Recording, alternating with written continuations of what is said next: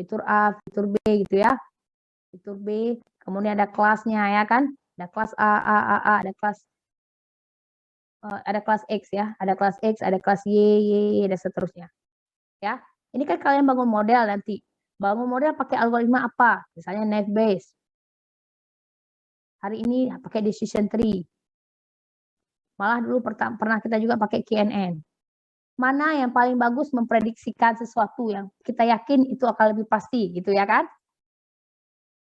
Ya betul, Mufid. Ya, betul Bu, betul Bu. Nah, disitulah kita perlu tadi testing set. Ya, ini semuanya data yang udah terjadi itu kita ada 1000 misalnya.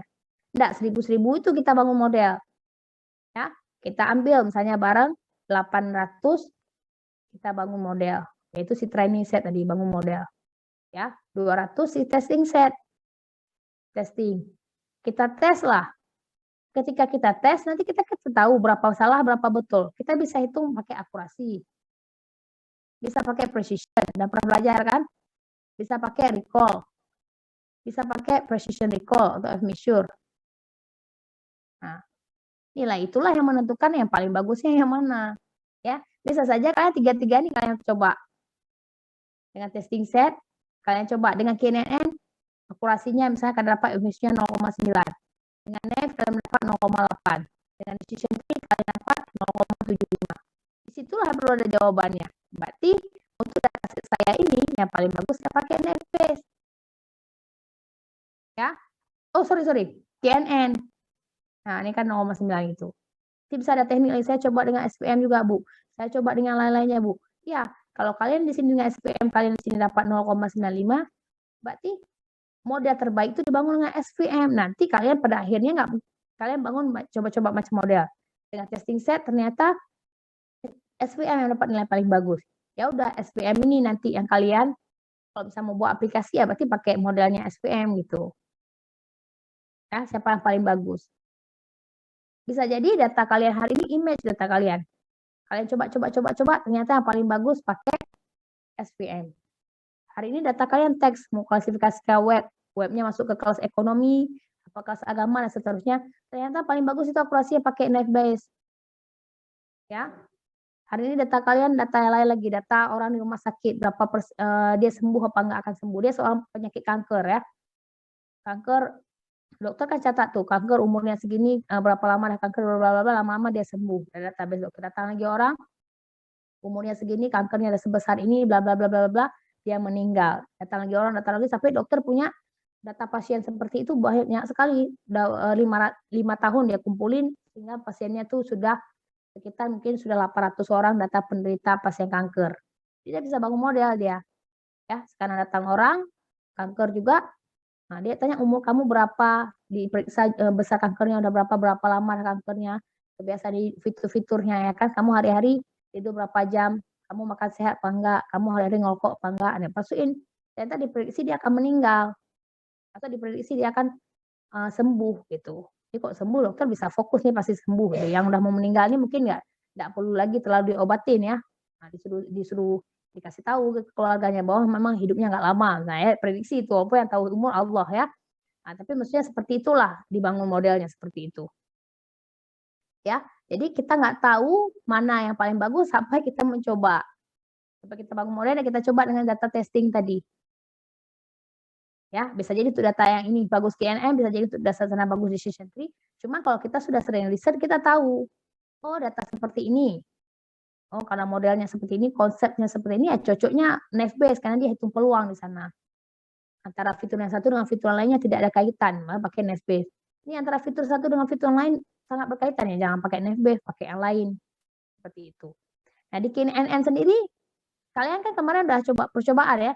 KNN sendiri Bu, K mana yang paling bagus Bu? K apa 3, apa K5, apa K7? Kalian harus coba ya kan. Di K5 berapa F-measure-nya? Di K3 berapa F-measure-nya? Di K3 berapa F-measure-nya? Di K9 berapa F-measure-nya?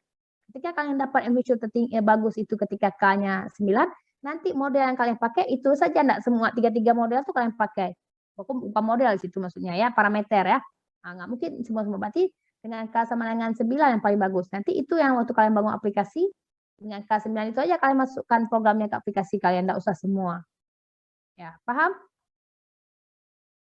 Paham Bu. Tapi kalau misalnya gini kan, Ibu bilang tadi kan KNN itu model lain itu lemahnya kalau misalnya data itu akan diupdate. Sedangkan KNN itu memiliki kelebihan dari situnya, bukan sisi itunya. Jadi kalau misalnya KNN itu dia nilainya rendah setelah di testing, tapi model lain tinggi. Tapi kan kita tahu model lain itu lemah kalau untuk diupdate Bu. Misalnya datanya bakal sering diupdate. Itu bagaimana Bu? Ya, makanya itulah, itu yang capek kerja jadi data scientist ya, tidak ada aturan khusus, kita harus menyesuaikan dengan keadaan. Ya, kalau sesuatu yang ada rule kayak gitu, itu pekerjaan mudah sebenarnya. Ya, database biasa itu namanya. Kalau kalian belajar database kan gitu. Database udah jelas ya, lebih besar dari misalnya database mahasiswa, tinggal panggil data mahasiswa, tinggal panggil mana mahasiswa yang berasal dari Aceh Tengah, sudah ada datanya. Mana mahasiswa yang tahun 2020 udah itu sesuatu memang bukan data mining gitu ya, nggak ada perlu proses seperti itu. Ya, ketika kita data mining inilah kerjaan kita. Kita kadang-kadang harus mencoba ya, mencoba bisa fiturnya. Bagaimana kalau fitur ini saya buang, apakah data lebih bagus? Oh, bagaimana kalau fiturnya saya tambahkan, apakah lebih bagus? Ya kan? Apakah kalau fitur ini saya buat jadi 2 aja, umurnya banyak sekali saya buat jadi 2 kategori aja. Lebih besar dari 40, kurang dari 40 misalnya seperti itu. Nah, itulah itu namanya ya kita mencari insight ya, kita mencari makna dari kerjaan kita tersebut. Sehingga nanti kita dapatkan terbaik ya. Jadi misalnya kan kita nggak bisa paksa data yang bagus yang banyak, yang bagus itu baru bisa dapatkan akurasi yang baik gitu. Tapi kadang-kadang data kita belum banyak, ya kita disitulah cari akal. Data kita belum banyak, ya kan, fitur kita belum bagus, kita cari akal gimana dapat yang paling optimal. Gitu. Memang kalau misalnya data yang nggak bagus, data kita belum banyak, ya nggak akan bisa dapat yang bagus itu nggak akan mungkin. Ya, kalian baru jualan, pembeli kalian baru 500 orang, kalian mau bangun model, bisa jadi akurasi model kita kalian masih jelek, masih 0,6. Jadi tebaknya masih banyak yang salah gitu. Nah, seperti itu kira-kira. Ya, ada cara, memang nggak ada cara gitu Bu. Gimana caranya dataset saya sedikit gitu ya. Akurasi saya jelek, gimana biar bagus gitu. Ya kalau nggak ada cara, ya nggak ada cara. Berarti harus kumpulin datanya lebih banyak lagi gitu. Karena data mining itu kita harus belajar dari data yang banyak ya, yang udah berpengalaman itu, datanya udah banyak ya, untuk kita ketemukan sesuatu yang sangat berharga. Nah, prosesnya itu memang berat. Ya, kita harus pre-processing, datanya masih kurang, kita harus cari data itu harus lengkap gitu. Nah, misalnya fitur pembeli tadi. Kalau nggak ada fitur umur nggak bagus, kita harus dapat fitur umur. Nggak semua pembeli taruh umur. Ya, kita harus cari cara bagaimana kita tahu umur dia. Mungkin dari barang-barang yang dia beli. Kalau dia beli buku sekolah, berarti dia masih sekolah gitu ya kan. Kalau dia beli baju bayi, berarti dia udah jadi orang tua. Kita tebak umurnya berarti di atas 25. Nah, seperti itu. Itu kan pre-processing yang harus dilewatin. Ya. Seperti itu kira-kira. Ada lagi bisa dipahami? Atau mau masih penasaran boleh ditanyakan lagi?